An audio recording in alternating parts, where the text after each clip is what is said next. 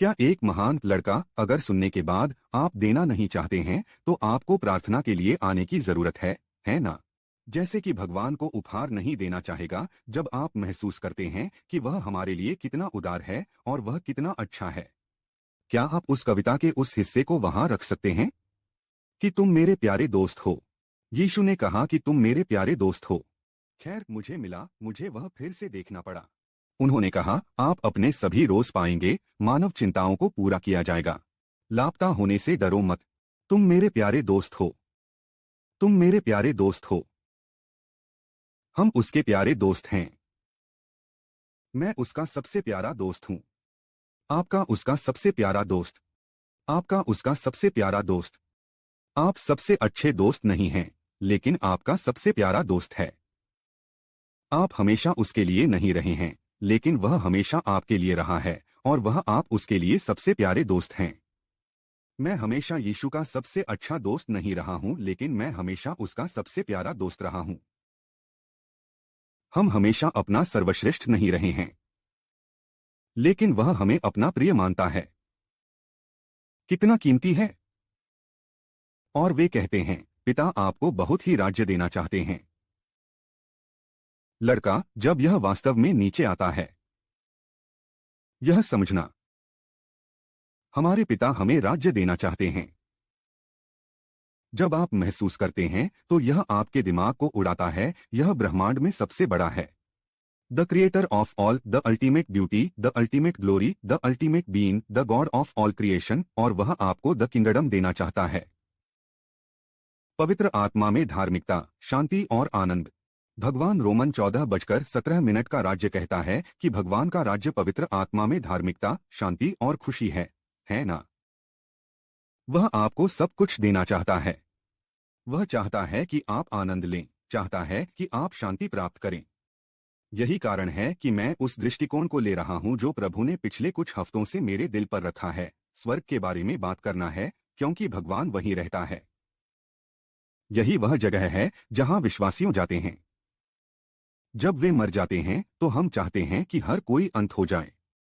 हम नहीं चाहते कि कोई भी नरक में जाए। आप जानते हैं, इससे पहले कि मैं बचाया गया, मैं हर समय लोगों को बताता था, नरक में जाओ। इतने सारे लोग, मैंने नरक जाने से कहा था। कोई भी आपके जीवन में ऐसा करता है? जैसे मैं बहुत पसंद था, लोगों से कहने के लिए मेरी पसंदीदा बात थी, नरक में जाओ। नहीं, आश्चर्य है कि भगवान की हास्य की भावना मुझे एक इंजीलवादी की तरह बदल देती है। मेरे बचाए जाने के बाद और सब कुछ, मैं उस बिंदु से कह रहा हूं कि स्वर्ग में जाना है। स्वर्ग जाओ, स्वर्ग जाओ, स्वर्ग जाओ। चलो स्वर्ग में जाते हैं। आमीन। परम परम अपमान किसी को नरक में जाने के लिए कहना है, लेकिन जीवन का अंतिम उद्देश्य लोगों को स्वर्ग जाने के लिए कहना है। स्वर्ग में जाओ। मैं बात करना चाहता हूं और चुनना चाहता हूं कि हमने पिछले हफ्ते कहां छोड़ा था, और वास्तव में स्वर्ग के बारे में 7 सबसे खूबसूरत सच्चाइयों के बारे में बात करता हूं। क्या आप तैयार हैं? स्वर्ग और उनमें से एक जोड़े के बारे में 7 सबसे खूबसूरत सत्य। मैं पिछली बार आपके साथ खत्म हो गया था, लेकिन उन्हें दोहराया जाना चाहिए क्योंकि प्रिय, हम अब तक की तुलना में करीब हैं। हम अंत के करीब हैं, तो हम कभी भी रहे हैं, हम नहीं जानते। कोई भी आदमी दिन या घंटे नहीं जानता है, लेकिन हम हर गुजरते दिन के साथ जानते हैं, हम करीब हैं। और यीशु ने स्वर्ग के बारे में बहुत कुछ बात की। वह हमें वहां लाने के लिए आया था। उन्होंने जॉन अध्याय 14 श्लोक 2 में कहा, उन्होंने कहा, अब मैं पिता के पास जा रहा हूं, जब मैं तुम्हें छोड़ता हूं। उसने कहा कि मेरे पिता के घर में कई मकान हैं। अगर ऐसा नहीं होता तो मैंने आपको बताया होता। यीशु हमेशा सच कहता है, वह सच है। उन्होंने कहा, लेकिन मैं जाकर अपने पिता के घर में तुम्हारे लिए एक जगह तैयार करता हूं। सुनो वे क्या कहते हैं, मेरे पिता के घर में कई मकान हैं। दूसरे शब्दों में, हर किसी के लिए जगह है। आप जानते हैं, वे कहते हैं कि नूह के संदूक के आकार पर अध्ययन किया गया है, जो केवल प्रत्येक जानवर के 2 फीट होते हैं। प्रत्येक जानवर में से केवल 2 चाप पर आते हैं, और केवल 8 मनुष्य चाप पर आते हैं। लेकिन क्या आप जानते हैं कि नूह को 100 साल का जहाज बनाने में कितना समय लगा? आर्क बनाने में 100 साल लग गए, जिनमें से एक हिस्सा खर्च किया गया था क्योंकि यह बहुत बड़ा और इतना विशाल था। कुछ ने कहा है माप के आधार पर 3 फुटबॉल मैदान लंबे हो सकते थे। और उस समय याद रखें, हम केवल उत्पत्ति अध्याय 7 में हैं, जब नूह आर्क का निर्माण करता है। मानव अस्तित्व के केवल 7 अध्याय हुए हैं। तो दुनिया इतनी बड़ी नहीं थी। मेरा मतलब है कि उस समय जनसंख्या इतनी बड़ी नहीं थी। और फिर भी उसे अपने विशाल आकार के कारण इसे बनाने में 100 साल लग गए। लेकिन यह भी क्योंकि भगवान ने योजना बनाई थी और भगवान चाहते थे और भगवान ने इस पर सभी की इच्छा। और नूह ने 100 साल बिताए जिससे लोगों को पता चल रहा है कि बाढ़ आ रही है। बाढ़ आ रही है, बाढ़ आ रही है। बाढ़ क्या है? यह सब पानी है जो हर किसी को डूबने वाला है और उसके रास्ते में हर कोई नष्ट होने वाला है, लेकिन हर किसी के लिए जहाज पर जगह है। लड़का, अगर हम सिर्फ यह समझ सकते हैं कि ईसाई धर्म विशिष्टता का धर्म नहीं है, तो एक क्लब, कंट्री क्लब धर्म का धर्म है। यह एक चाप होने का मतलब है। यह पृथ्वी पर सबसे बड़ी जगह होने का मतलब है कि हर कोई आ सकता है और साल्वेशन ट्रेन पर जा सकता है। हर किसी के लिए एक टिकट है। आप जानते हैं, हम हाल ही में एक शो में गए थे कि हम यात्रा कर रहे थे, शो में गए और जैसे ही आप इसके लिए चलते हैं। वास्तव में मैंने इसे इस विशेष स्थान पर देखा था जिसमें हम थे, और आप इसे सबसे अधिक लाइव इवेंट्स पर देखेंगे जहां आप जा रहे हैं। इससे पहले कि आप उस स्थान पर जाएं जहां आप उन्हें अपना टिकट देते हैं। विल कॉल नामक एक जगह है ना? विल कॉल नामक एक छोटी सी खिड़की है। यही वह जगह है जहां लोगों के लिए कुछ टिकट आरक्षित हैं। शो में लोगों के मेहमान, एथलीटों के मेहमान या अभिनेताओं के मेहमान या जो भी घटना है या लोगों के पास है, उन्होंने आपके नाम पर टिकट खरीदे हैं और वे टिकट आपके लिए इंतजार कर रहे हैं। लेकिन आप जानते हैं कि वे टिकट क्या हैं, चाहे आप आते हैं या नहीं, टिकट आपके लिए उपलब्ध कराया गया है। उस टिकट का भुगतान किया गया है। यह आपके लिए इंतजार कर रहा है, कॉल करेगा। आपको बस जाना है और आपको टिकट लेना होगा और अंदर जाना होगा। स्वर्ग की तरह यही है। यीशु ने पहले ही इसे पूरी तरह से भुगतान किया है।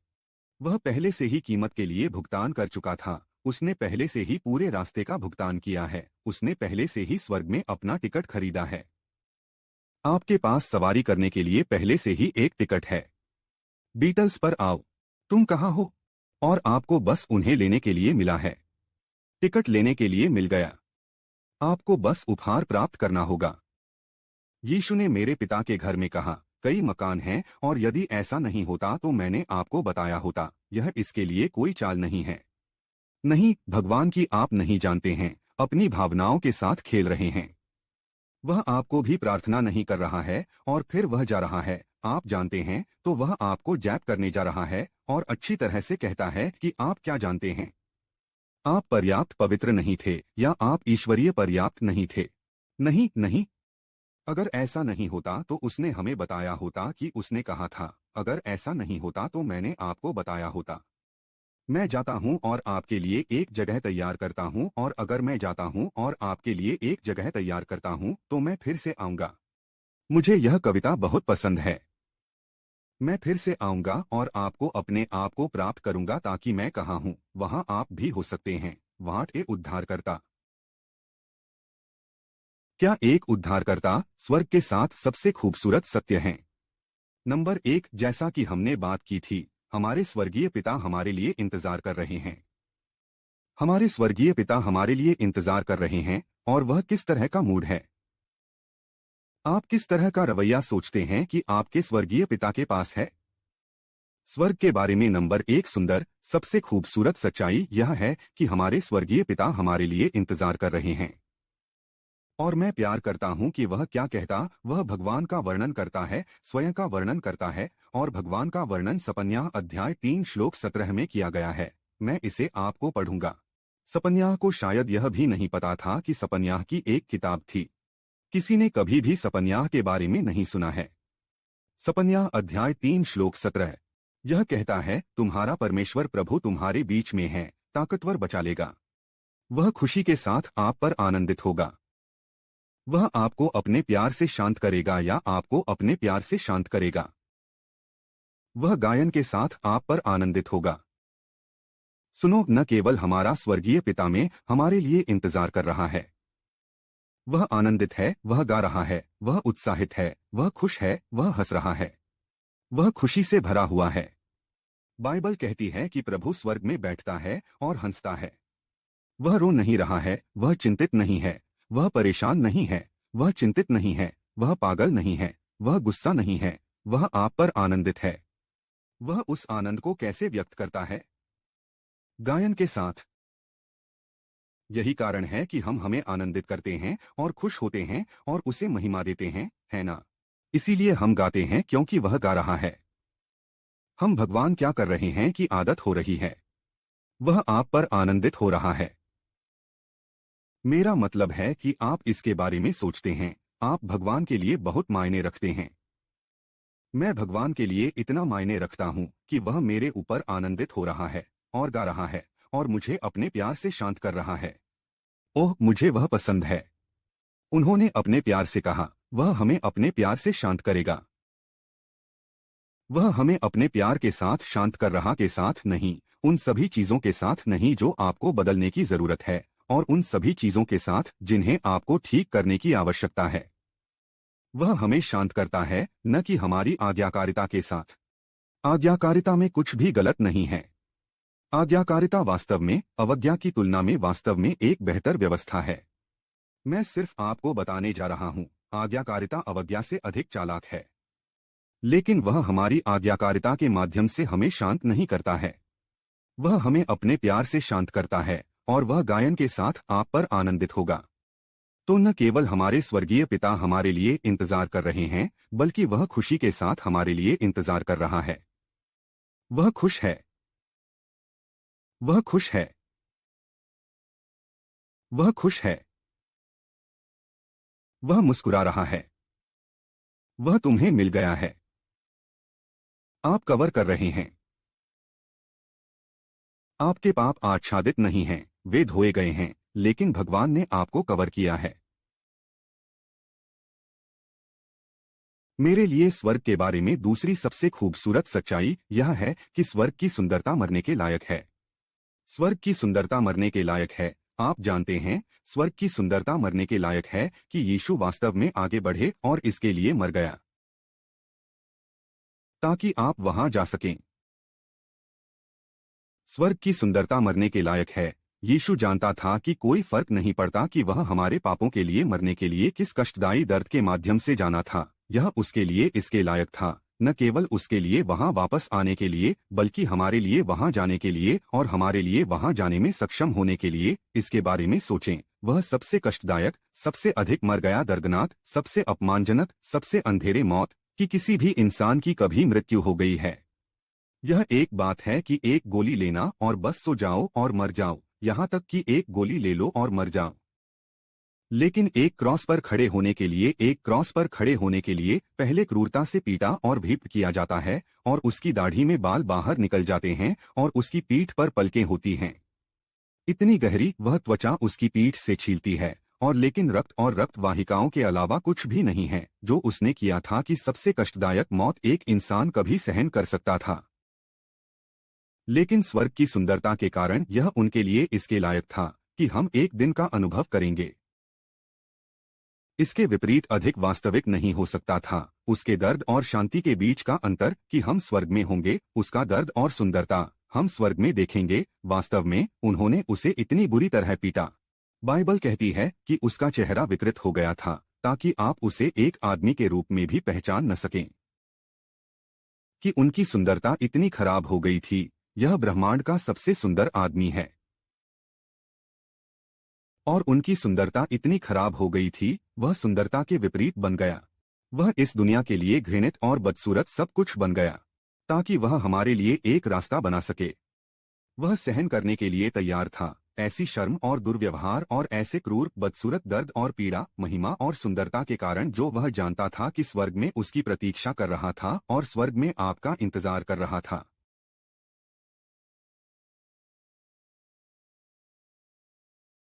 स्वर्ग की सुंदरता मरने के लायक है। आप जानते हैं, अगर आपने कभी परिजनों के बारे में सोचा है कि हम कभी कभी प्रार्थना करते हैं, तो आप जानते हैं हम बीमार आमीन के हाथों पर बिछाने में विश्वास करते हैं।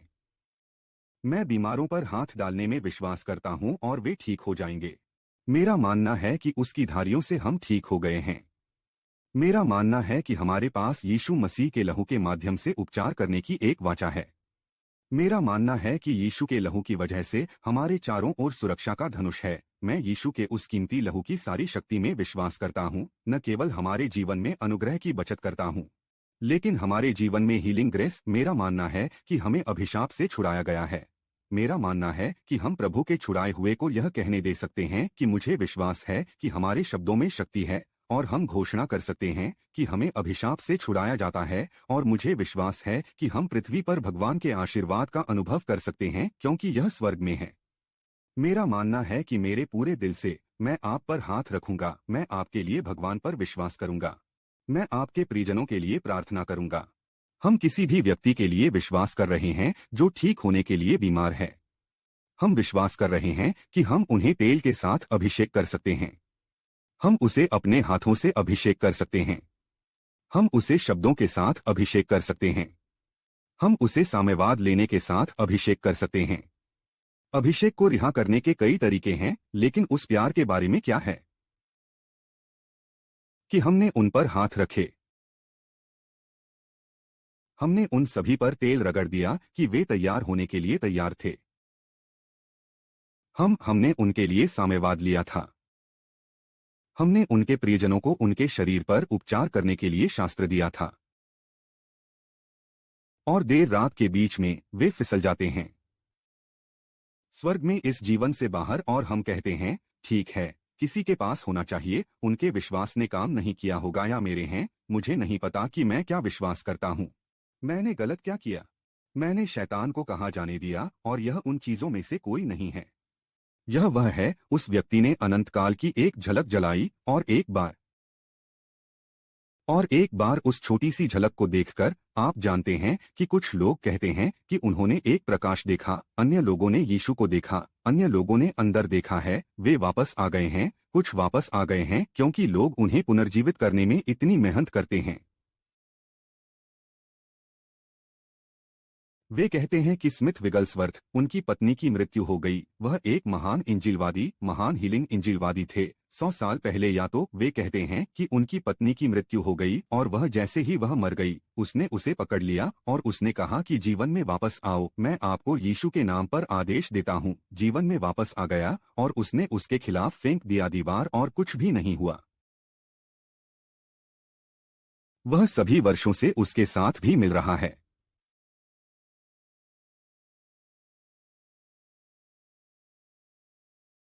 मेरे साथ रहो। उसे फिर से दीवार के खिलाफ फेंक दिया। जीवन में वापस आओ। वह वापस जीवन में आती है, और उसने कहा, ओह स्मिथ, मैं यीशु की पूजा कर रहा था। मैं यहां नहीं रहना चाहता। और वह ठीक है, जाओ, घर जाओ। और वह अपनी आंखें बंद कर देती है और फिर से मर जाती है। यही वह कहानी है जो वह बताती है। मेरा मानना है कि जिन प्रियजनों के लिए हम प्रार्थना करते हैं, हम हाथ डालते हैं। हम सभी चीजें करते हैं जो भगवान ने हमें करने के लिए दिया था, लेकिन वे वापस नहीं आना चाहते हैं। उन्होंने एक झलक पकड़ी है। उन्होंने महिमा देखी है। उन्होंने चखा है और उन्होंने देखा है, भगवान अच्छा है। और इस धरती पर कुछ भी नहीं है जो तुलना कर सकता है। इतना सुंदर है ना? कोई भी इसे देखने के बाद वापस नहीं आना चाहता है। पॉल ने कहा, मैं वहां जाऊंगा। मैंने इसकी एक दृष्टि देखी है। मैं वहां जाना चाहता हूं, लेकिन मुझे यहां रहना होगा, और इन पत्रों को आपके लिए लिखना होगा, और मुझे आपके सेक्स के लिए यहां रहना होगा। उन्होंने कहा, लेकिन अगर यह मेरे ऊपर है, तो मैं भगवान के साथ रहने के लिए घर जा रहा हूं। इब्रियों 11 श्लोक 35 में मैं आपको शास्त्र पढ़ूंगा। यह बहुत शक्तिशाली है। मैं इस विषय और इब्रियों के अध्याय 11 श्लोक 35 के बारे में सोच रहा था, जहां पॉल या इब्रियों के लेखक विश्वास के इन लोगों के बारे में बात कर रहे हैं। ये लोग विश्वास से रहते हैं, विश्वास के इन महान नायकों। और यह कहता है पद 35 में, महिलाएं अपने मरे हुओं को वापस लेती हैं। ये ऐसे लोग हैं जो हमारे भाई बहन हैं। ये ऐसे लोग हैं जो हम हैं। लेकिन मैं चाहता हूं कि आप ध्यान दें कि ये भविष्यद्वक्ता और ये प्रचारक और ये विश्वासी जिन्होंने सुसमाचार के लिए अपना जीवन दिया था, वे भगवान की शक्ति में विश्वास करते थे। वह बहुत अच्छा है। यह कहता है महिलाएं इतनी थीं, उनका विश्वास इतना महान था, महिलाओं को पुनरुत्थान से मृत हो गया था। आप जानते हैं, एलिया और उस महिला के बच्चे को पुनर्जीवित किया। कहा महिलाओं ने पुनरुत्थान द्वारा अपने मृतकों को वापस प्राप्त किया और दूसरों को अत्याचार किया गया, उनकी रिहाई को स्वीकार नहीं किया गया ताकि वे एक बेहतर पुनरुत्थान प्राप्त कर सकें। उन्हें अवसर दिया गया था। एक अनुवाद कहता है उनके उद्धार को स्वीकार नहीं कर रहा था जैसे वे पूछ सकते थे, और भगवान ने उन्हें भगवान वितरित शद्रक मेशक की तरह ही वितरित किया होता। और अबेदनेगो जैसे भगवान ने वितरित किया, जैसे भगवान ने डैनियल को जन्म दिया, जैसे भगवान ने कई लोगों को शास्त्र में वितरित किया था। लेकिन इन लोगों ने स्वीकार नहीं किया कि उनमें से कुछ ने अपनी रिहाई को स्वीकार करने से इनकार कर दिया। उन्होंने बेहतर पुनरुत्थान के कारण अपने उद्धार को स्वीकार करने से इनकार कर दिया कि वे देखने जा रहे थे और वे स्वर्ग में अनुभव करने जा रहे थे। यह कितना शक्तिशाली है और स्वर्ग कितना सुंदर है, स्वर्ग कितना सुंदर है। यह सुंदर है। यह यीशु के रूप में सुंदर है और यीशु की तुलना में कहीं अधिक है, जिसे हम जानते हैं कि इस पृथ्वी पर चला गया था। वह असली यीशु है, लेकिन वह मानव शरीर में मानव रूप में डूबा हुआ था जो सीमित था। लेकिन सोलोमन के गीत में उनका वर्णन कैसे किया गया है, इस बारे में सोचें कि हमने कुछ बार महामारी के दौरान साझा किया था। अध्याय 5 श्लोक 10 के पैशन ट्रांसलेशन में, वह अकेला मेरा प्रिय है। वह चमकदार स्प्लेंडर में चमकता है, फिर भी इतना सुलभ है, बराबर के बिना वह अन्य सभी के ऊपर खड़ा है। उत्कृष्ट 10,000 के बीच जिस तरह से वह मुझे दिव्य उनके नेतृत्व के रूप में इतना शुद्ध और प्रतिष्ठित करता है, क्योंकि वह सोने का मुकुट पहनता है। उसके मुकुट पर ग्लोरी की पृष्ठभूमि पर काले रंग के पत्र लिखे गए हैं। वह सब कुछ शुद्ध समझ के साथ देखता है। उसकी अंतर्दृष्टि कितनी सुंदर है, बिना विरूपण के। उसकी आंखें प्रकाशित वाक्य की नदी की परिपूर्णता पर विश्राम करती थीं, इतनी स्वच्छ और शुद्ध बहती हैं। उनके कोमल चेहरे को देखते हुए मैं एक सुंदर बगीचे की तरह भावना की परिपूर्णता को देखता हूँ। वह कहता है जहाँ सुगंधित मसाले उगते हैं, कोई भी इस तरह अभिषेक करने वाले शब्दों को नहीं बोलता है। शब्द जो पियर्स और चंगा दोनों लिली जैसे शब्द लोहबान के साथ टपकाते हैं। देखें कि उसके हाथ असीमित शक्ति कैसे रखते हैं, लेकिन वह कभी भी क्रोध में इसका उपयोग नहीं करता है, या वह हमेशा पवित्र होता है, उसकी महिमा प्रदर्शित करता है। उनकी अंतरतम जगह कला का एक काम है, बहुत सुंदर और उज्ज्वल है। वाह, महामहिम में आच्छादित यह कितना शानदार और महान है। वह जो कुछ भी करता है वह सच्चाई और पवित्रता के आधार पर धार्मिकता के तरीके हैं। कोई भी उसे प्रतिद्वंद्वी नहीं कर सकता है, लेकिन सभी उसके द्वारा चकित होंगे। सबसे प्यारी उसके चुंबन हैं। यहाँ तक कि प्यार का फुसफुसाते हुए वह हर तरह से रमणीय है, हर दृष्टिकोण से बिल्कुल सही। अगर तुम मुझसे पूछो मैं उससे प्यार क्यों करता हूँ, ओह दुल्हन होने के लिए है, क्योंकि उसके जैसा कोई नहीं है, मेरे जैसा कोई नहीं है। उसके बारे में सब कुछ मुझे इच्छा से भर देता है, और अब वह मेरा प्रिय है, मेरा दोस्त हमेशा के लिए।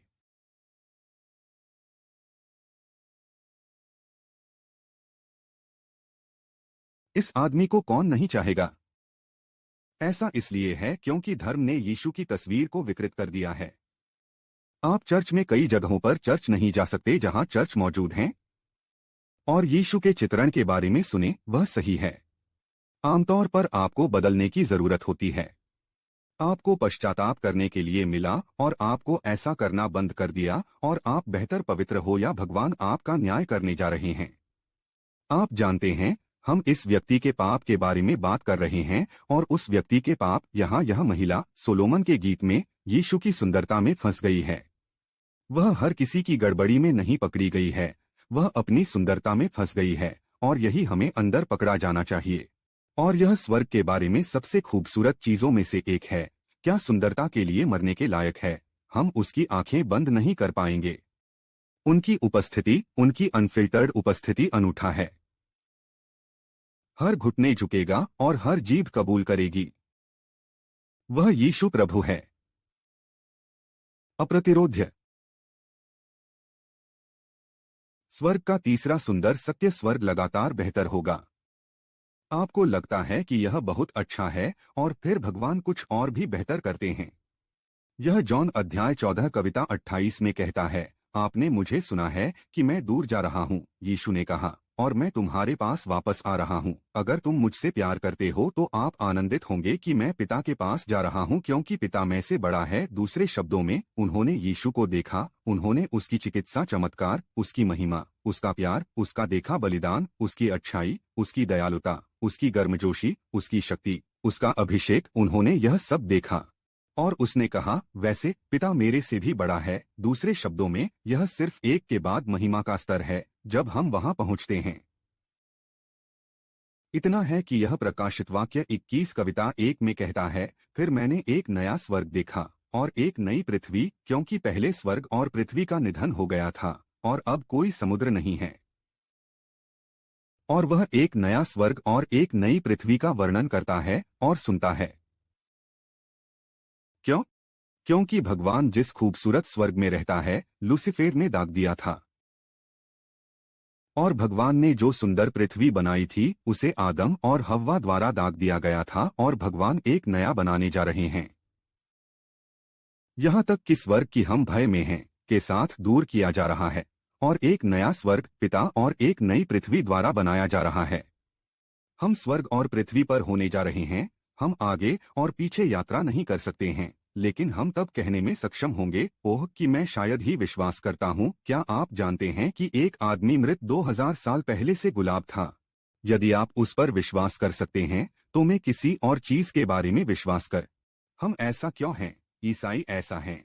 ईसाई इतने निंदक हैं।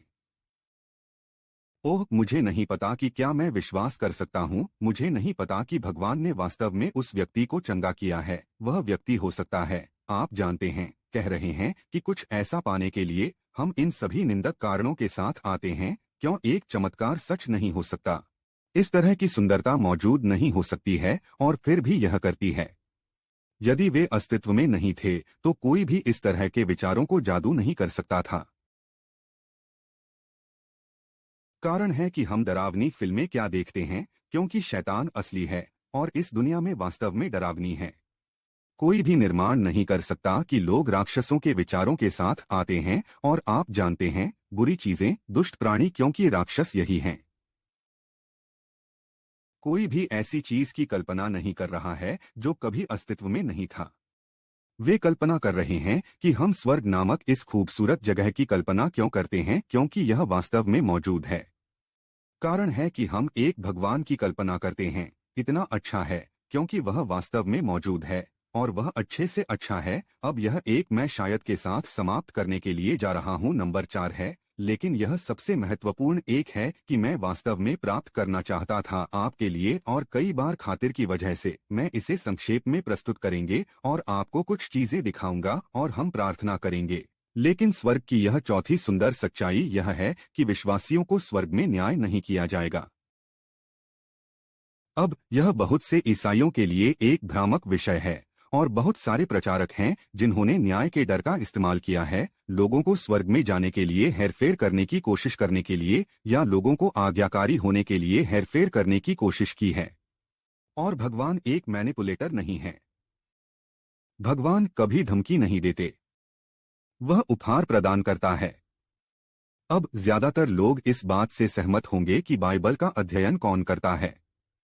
मृत्यु के समय कम से कम दो निर्णय होते हैं। एक ऐसा होता है, खैर वे पुस्तक ऑफ रहस्योद्घाटन में एक निश्चित बिंदु पर होते हैं, लेकिन एक को मसीह का न्याय सीट कहा जाता है और एक को ग्रेट व्हाइट थ्रोन जजमेंट कहा जाता है। The judgement seat of the great white throne की तुलना में एक अलग शब्द का उपयोग करती है। ग्रेट व्हाइट सिंहासन का निर्णय यह है कि आज्ञाकारिता के लिए दंड देना, यीशु को अस्वीकार करके अविश्वासियों से क्या अवज्ञा हुई है, और भगवान द्वारा महान सफेद सिंहासन न्याय में लोगों को साबित करने जा रहा है कि हर कोई कितना दोषी है।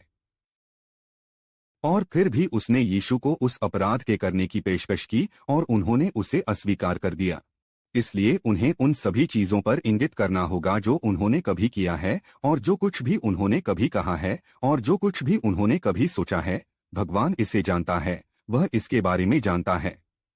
उन्होंने यह सब रिकॉर्ड किया है ताकि कोई भी यह कहने में सक्षम न हो कि भगवान उनके साथ अनुचित हो रहे हैं। एक बार जब वे जो कुछ उन्होंने किया है उसे देखते हैं तो वे पूरी तरह से शर्म की बात में होंगे, और उन्होंने जो महसूस किया था कि उनके पापों ने यीशु के जीवन को खर्च किया था और उन्होंने एक अवसर होने पर भी स्वीकार नहीं किया, वह महान सफेद सिंहासन निर्णय है रहस्योद्घाटन कि यीशु इस पृथ्वी पर एक सहस्राब्दी शासन के 1000 साल बाद आता है और देता है।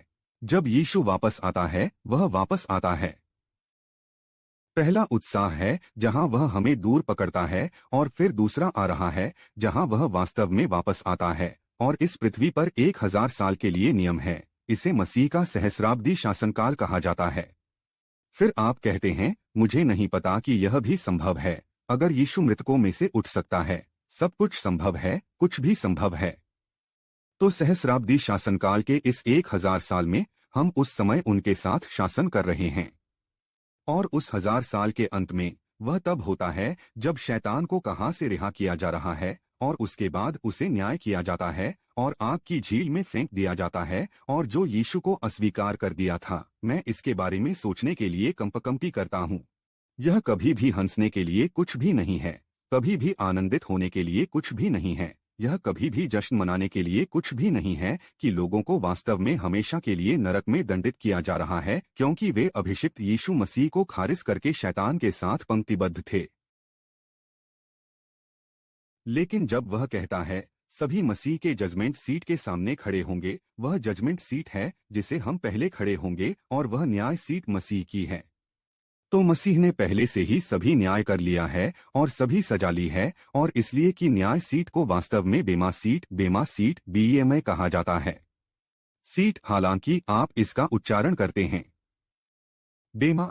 और इसका मतलब क्या है? इसका इस्तेमाल ग्रीक ओलंपिक में किया गया था। इसका इस्तेमाल एथलेटिक शब्द के रूप में किया जाता था जो ओलंपिक खेलों के विजेताओं के लिए दिए गए पुरस्कार के रूप में किया जाता था।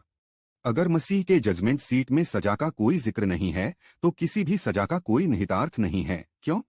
क्योंकि यीशु ने जॉन अध्याय 5 श्लोक 24 में कहा था, कोई भी जिसने मुझे प्राप्त किया है मृत्यु से जीवन में पारित हो गया है और अनंत जीवन है और न्याय में नहीं आता है। अगर कोई मेरा वचन सुनता है और उस पर विश्वास करता है जिसने मुझे भेजा है, अनंत जीवन है और न्याय में नहीं आता है, तो हम मसीह के न्याय की सीट के सामने कैसे खड़े हो सकते हैं? क्योंकि जॉन अध्याय 5 में यह निर्णय हमारे पाप का न्याय है, लेकिन मसीह का न्याय सीट बेमा सीट है। यह इनाम सीट है। यह वह जगह है जहां यीशु, यह एक उत्सव की तरह है।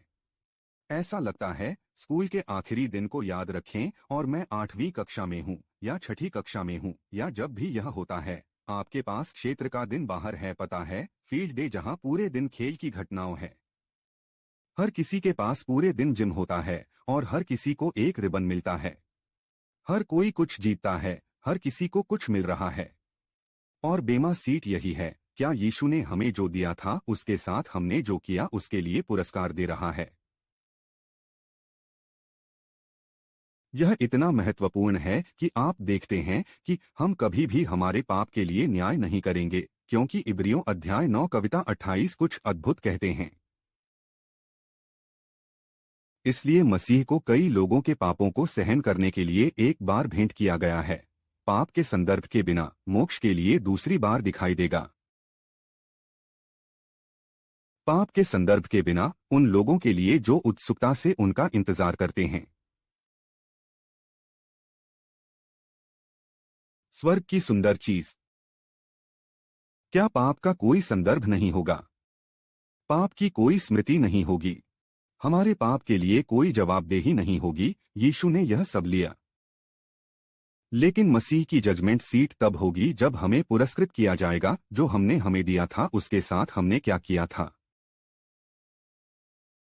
हमने अपने उपहारों का इस्तेमाल कैसे किया, उसकी महिमा के लिए या अपने स्वयं के लिए। और हम करेंगे। पहले कुरिन्थियों के अध्याय 3 में हम इसे स्वर्ग में बना देंगे।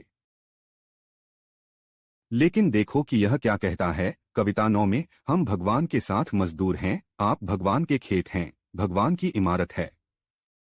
मुझे दी गई भगवान की कृपा के अनुसार एक बुद्धिमान मास्टर बिल्डर के रूप में मैंने उस पर नींव रखी है, लेकिन हर आदमी को ध्यान में रखना चाहिए वह इस पर कैसे बनाता है। अन्य फाउंडेशन के लिए क्या कोई भी आदमी उसके अलावा अन्य नहीं रख सकता, जो कि रखी गई है, जो यीशु मसीह है। अब अगर कोई भी आदमी इस फाउंडेशन पर निर्माण करता है, तो मैंने दो प्रकार की नींव या दो प्रकार की इमारतों का इस्तेमाल किया जो लोग बनाते हैं। यदि कोई व्यक्ति सोने, चांदी और कीमती पत्थरों या लकड़ी, घास और पुआल के साथ नींव पर बनाता है, तो उन दो श्रेणियों के बीच का अंतर एक आग को सहन करता है और एक आग में जलता है। स्वर्ण, रजत और कीमती पत्थर आग को सहन करता है, लकड़ी, घास और पुआल आग में जलता है। और ध्यान दें कि वह क्या कहता है। प्रत्येक व्यक्ति का काम स्पष्ट हो तो वह किस काम के बारे में बात कर रहा है। वह मोक्ष के कार्यों के बारे में बात नहीं कर रहा है, क्योंकि वह कहता है, हम जानते हैं कि, लेकिन वह यह भी कहता है कि दिन के लिए प्रत्येक व्यक्ति का काम स्पष्ट हो जाएगा, क्योंकि यह आग से प्रकट होता है और आग ही प्रत्येक आदमी के काम की गुणवत्ता का परीक्षण करेगी। अगर किसी भी आदमी का काम जो उस पर बनाया गया है आग के परीक्षण के माध्यम से रहता है, तो उसे एक इनाम मिलेगा। उस आदमी का क्या होता है जिसे इनाम नहीं मिलता है? अगर किसी व्यक्ति का काम जला दिया जाता है तो वह नुकसान का सामना करेगा, लेकिन वह खुद को बचाया जाएगा, हालांकि आग के माध्यम से। यह विश्वासियों की तस्वीर है। हम सभी भगवान की कृपा से बचाए जाते हैं, लेकिन हमारे काम जो हम मोक्ष के बाद करते हैं, भगवान ने हमें क्या दिया है? या तो सोने, चांदी और कीमती पत्थर होंगे। वह लोग हैं। लोगों तक पहुंचने के लिए, स्वर्ग में आने वाले अन्य लोगों की देखभाल करने के लिए यही हमारी सच्चाई है। हमारे दशमांश का उपयोग करने के लिए, हमारे प्रसाद, हमारी प्रतिभा, हमारे उपहार, हमारे समय, भगवान की सेवा करने के लिए। इसका मतलब यह नहीं है कि आप लगातार होने का प्रयास कर रहे हैं और अधिक सेवा करने के लिए तो आप अधिक इनाम प्राप्त कर सकते हैं। इसका मतलब है कि आप एक जीवन शैली जी रहे थे जो ओवर द लॉन्ग होल है, जो उन चीजों के आसपास बनाई गई है जो आग जला नहीं सकती हैं। इटर्नल सोल्स भगवान की सच्चाई जिसके परिणामस्वरूप हमारी होती है, इसके लिए उसके पास वापस वह प्यार जो हम एक वास्तविक व्यावहारिक तरीके से दिखाते हैं। अगर एक आदमी का काम जला दिया जाता है तो उसे नुकसान होगा। यह एक ऐसे लड़के की तरह है जिसका घर आग पर है। उसकी सारी संपत्ति घर में है और जैसे ही घर जल रहा है वह बाहर कूदता है और उसे बचाया जाता है। उसने बचाया है। उसके पास जो कुछ था वह सब कुछ जिसके लिए उसने काम किया था, यह आग में जला दिया गया, लेकिन वह खुद बचा लिया गया था। यह वास्तव में अधिक महत्वपूर्ण है ना? हम सभी मोक्ष की खुशी का आनंद लेने जा रहे हैं, लेकिन हम भी हैं, हमारे पास पुरस्कृत होने की संभावना और क्षमता भी है। उन चीजों के लिए जो हम करते हैं, वह समय सहन करते हैं, जो मुसीबत सहन करते हैं, जो आग सहन करते हैं, और उन चीजों के लिए जो हम सहन करते हैं, दूसरों को प्रभु के पास जीतना हमेशा के लिए सहन करता है। भगवान की पूजा करना, जब आप ऐसा महसूस नहीं करते हैं तो यह हमेशा के लिए रहता है, यह हमेशा के लिए सहन करता है। भगवान की महिमा के लिए हमारी प्रतिभा और हमारे उपहारों का उपयोग करना। इसका मतलब यह नहीं है कि आपने एक दिन, एक साल, एक क्रूज लिया था। प्रभु ने कहा, इसके लिए कोई इनाम नहीं। उस क्रूज ने वास्तव में आपके पुरस्कारों को गड़बड़ कर दिया। यह एक जीवन शैली है। यह एक आजीवन यात्रा है। भगवान ने हमारे अंदर क्या रखा है? डर के साथ हमारे उद्धार का काम करना, और कांप रहा है कि भगवान ने पहले से ही हमारे अंदर काम किया है। एक मुफ्त उपहार के रूप में हमें दूसरों को साल्वेशन मिलाकर, ईसाई खुशी और चरित्र और लोगों की सेवा करके और सहानुभूति रखने और दयालु होने और लाने के द्वारा दूसरों को यीशु के पास एक तरह से या किसी अन्य तरीके से। यही वह है जो हमेशा के लिए लोगों को खत्म करने वाला है। मुझे नहीं पता वह सब हमेशा के लिए चलने वाला है, लेकिन मुझे पता है आत्माएं हमेशा के लिए चलने वाली हैं। तो आज के दिन से जो कुछ भी मैं हूं, वह सब आत्माओं को जीतने के बारे में है। इसका मतलब यह नहीं है कि मैं कभी भी एक और गलती नहीं करने जा रहा हूं। मैं बहुत कुछ बनाने जा रहा हूं। तो क्या आप हैं? तो क्या आपके पास है? तो क्या मेरे पास है? तो भगवान की मदद करो, है ना? लेकिन चलो, आइए हम एक साथ खड़े हो जाएं। आपको पहले से बहुत लंबा रखा था, तो मैं तुम्हें जाने दो। और लेकिन इससे पहले कि मैं करता हूं, मैं इस पल को हर व्यक्ति को विचार करने के लिए आमंत्रित किए बिना पारित नहीं कर सकता कि एक स्वर्ग है और एक नरक है, और भगवान बुरे लोगों को नरक में नहीं भेजते हैं, लोग खुद को वहां भेजते हैं, उस उपहार को अस्वीकार करके जो भगवान ने हमें स्वर्ग में ले जाएगा, और वह उपहार यीशु मसीह है। और क्रूस और उसके पुनरुत्थान पर उनका बलिदान।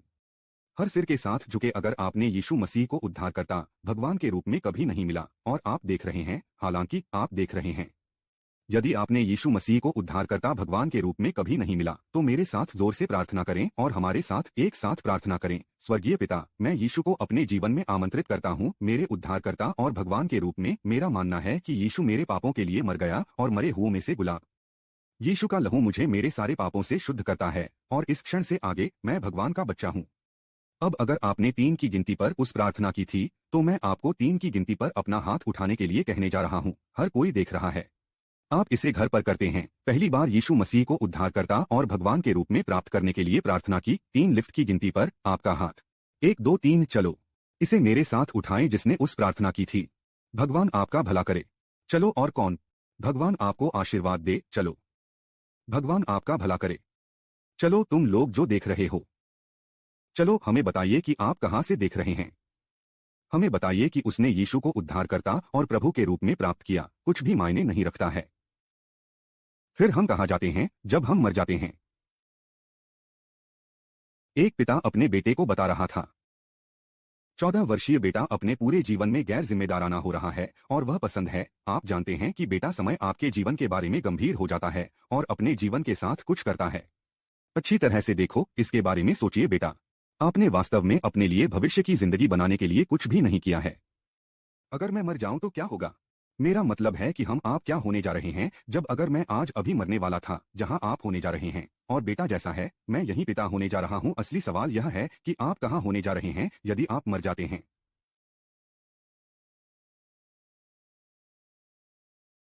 भगवान नहीं चाहते कि कोई भी नरक में जाए।